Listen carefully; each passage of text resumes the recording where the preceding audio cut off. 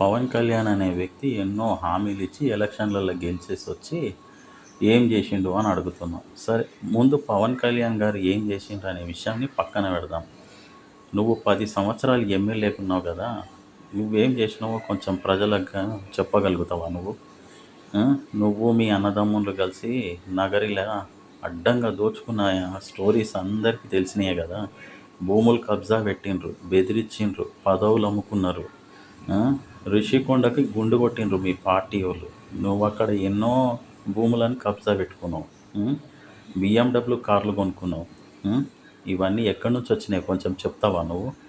అసలు అదంతా ఎందుకు? పవన్ కళ్యాణ్ గారు ఆయనకు నెలకు వచ్చే జీతం 2,10,000, 42 మంది అనాథ పిల్లలకు 5,000 చొప్పున వాళ్ళకి సహాయం చేస్తున్నాడు. సరే, నీకు కూడా 2 లక్షల జీతం వచ్చి ఉంటుంది కదా 10 సంవత్సరాలలో, నెలకి నెలకు అప్పుడు నువ్వు కనీసము నీ జీతంలో నుంచి, నెల జీతంలో నుంచి అనాథ కన్నా ఒక 10,000 సాయం చేసినట్టు ఎప్పుడన్నా మేమైతే ఎక్కడన్నా మేమైతే అసలు చూడలేదు. మీరు మీరు చెయ్యరు, ఎదుటోళ్ళు చేస్తుంటే మీరు ఓర్చుకోలేరు.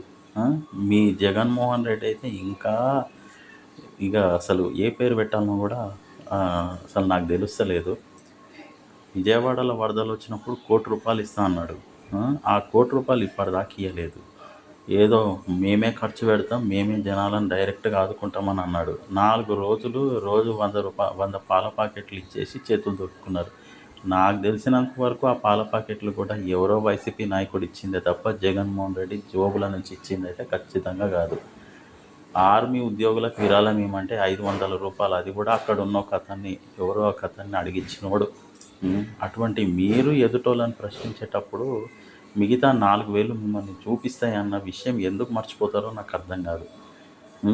10 సంవత్సరాలలో నీ వల్ల బాగుపడ్డ ఒక్క కుటుంబాన్ని చూపెట్టు నగరిలా. అందుకే కదమ్మా నిన్ను 2024లో చిత్తుగా ఓడగొట్టారు 40,000కు పైగా మెజారిటీతోని.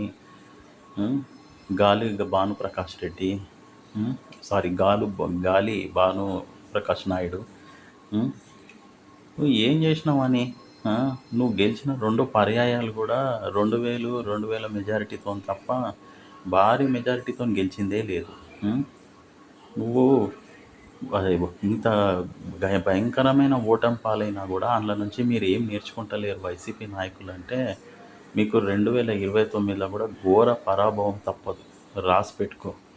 ఇకనన్నా ఈ మాటలు మానేసాయి. ఎదుటోళ్ళ మీద పడి మురగడం మానేయండి. మీరు పని చేసేటోళ్ళని ప్రజలు చూస్తూనే ఉన్నారు.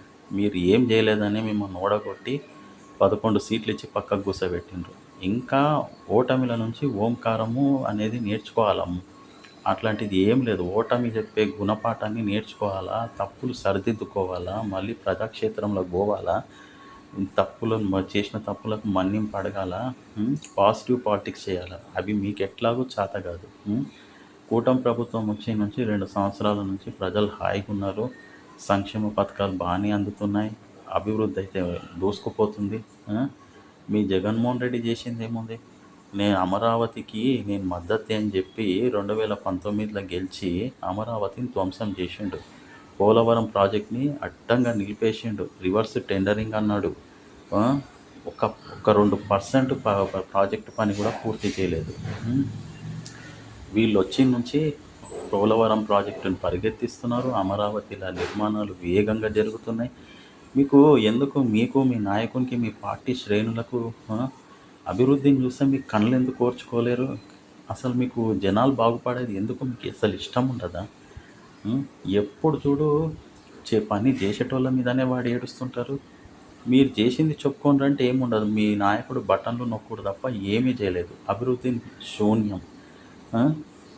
ఉద్యోగాలు తీసుకురాలేదు. కంపెనీలను నిలగొట్టిండ్రు. వచ్చే కంపెనీలను రాకుండా వాళ్ళని భయపెట్టిండ్రు. ఇంత విధ్వంసకరణ పాలన సాగించిన మీ నాయకుడు మీరు మళ్ళీ గెలుస్తామని ఎట్లా అనుకుంటున్నారు?